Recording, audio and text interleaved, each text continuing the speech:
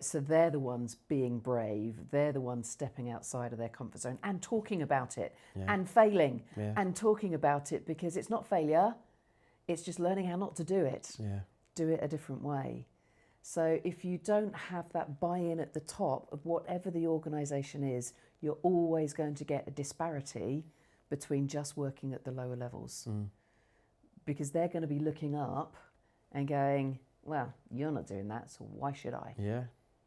And I think, personally, with the children that I've got, they're great at calling me out.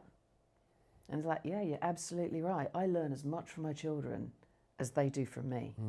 But most importantly, I come back to, am I being the sort of person that is the adult I want them to become too?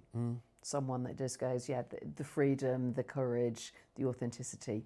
Am I being brave? Am I recognising my thoughts are now leading me?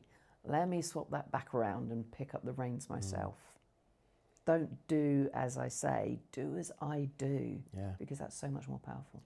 And I love what you were saying there about being a role model. And obviously I know you and your family, and I know that you are a role model. I've seen that firsthand. And I think that's one of the things that we can encourage leaders and managers to do. And that, again, is, what would make our ideal client is someone who's open to that, open to creating role models. Give us the opportunity to help your team with that, because we're doing that from an uninvested point of view. We're not invested in your business in the same way that you are. We're invested in its success, but we're not ultimately vested in that. So let us help you to get your leaders becoming more of a role model for all the good reasons.